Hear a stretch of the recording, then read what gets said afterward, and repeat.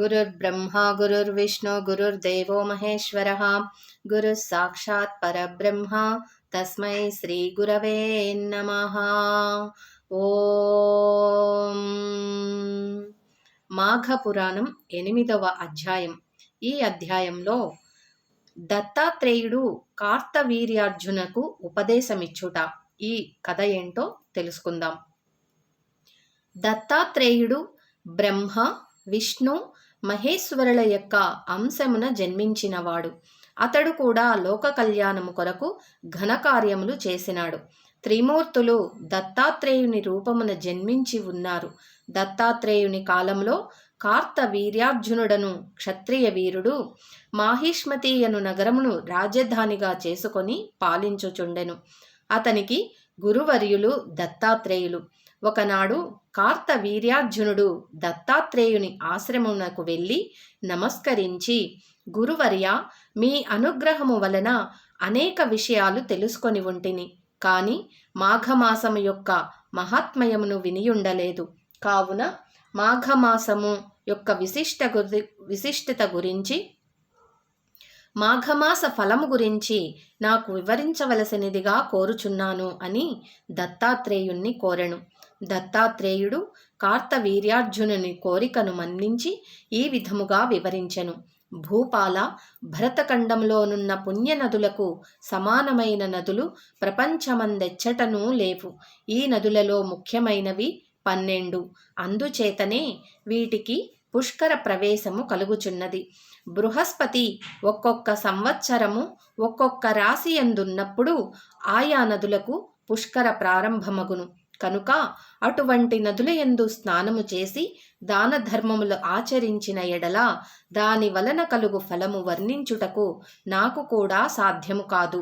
అందున మాఘమాసమందు నదిలో స్నానము చేసిన గొప్ప ఫలితము కలుగుటయే కాక జన్మరాహిత్యము కూడా కలుగును.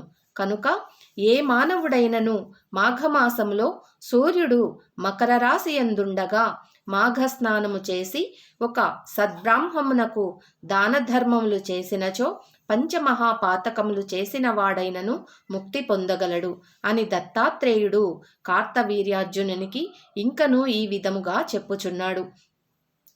పూర్వకాలమున గంగానదీ తీరపు ఉత్తర భాగమున భాగ్యపురమను పట్టణము కలదు. అందు నివసించు జనులు కుబేరుల వలె నున్నారు. ఆ నగరంలో హేమాంబరుడను వైశ్యుడు కలడు. అతడు గొప్ప ధనవంతుడు. బంగారు నగలు, నాణెములు రాసుల కొలది ఉన్నవాడు. కొంతకాలమునకు హేమాంబరుడు చనిపోయెను. తండ్రి చనిపోగానే అతని కుమారులిద్దరూ తండ్రి ఆస్తిని భాగములుగా చేసుకొని పంచుకొని ఇష్టము వచ్చినట్ల పాడు చేయుచుండిరి. ఇద్దరూ చెరొక ఉంపడు కత్తెను చేరదీసి కులభ్రష్టులైరి. ఒకనాడు పెద్ద కుమారుడు వేశ్యతో ఉద్యానవనములో విహరించుచుండగా కర్మవశాత్తు త్రాచుపాము కరుచుటచే నోటి వెంట నురగలు క్రక్కుచూ చనిపోయాడు. ఆ విధముగా హేమాంబురుని కుమారులిద్దరూ చనిపోయారు. యమదూతలు వచ్చి వారిద్దరిని యమలోకమునకు తీసుకొని వెళ్ళిరి. చిత్రగుప్తుడు వారి జాబితాలను చూసి పెద్దవానిని నరకంలో పడవేయమన్నాడు. రెండవ వానిని స్వర్గమునకు పంపించమన్నాడు. అప్పుడు చిత్రగుప్తునితో ఇలా అన్నాడు, అయ్యా, మేమిద్దరము ఒకే తండ్రి బిడ్డలము. ఇద్దరము ఒక విధముగానే పాపములు చేసియున్నాము. అయినా అతనికి నరకమును నాకు స్వర్గమును ఏల ప్రాప్తించును అని అడిగెను.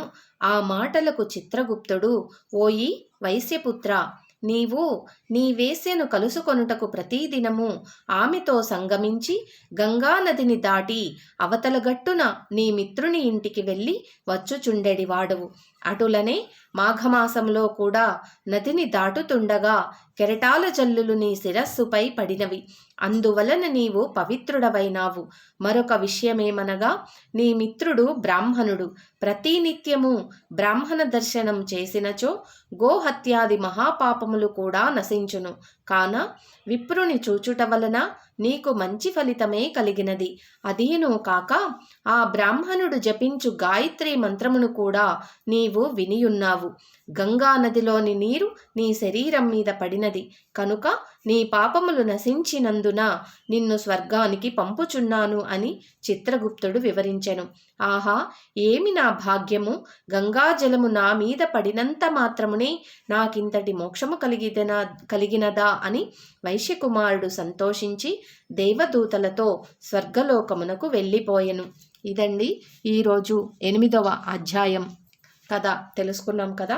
రేపటి అధ్యాయంలో ఇంకా ఎవరి గురించి చెప్తారో చూద్దాము. ఓం శ్రీ కృష్ణార్పణమస్తు. ఓం నమో భగవతే వాసుదేవాయ. ఓం శ్రీమాత్రే నమః. ఓం నమః శివాయ. ఓం శ్రీ గురుభ్యో నమః. తత్సత్. ఓం స్వస్తి.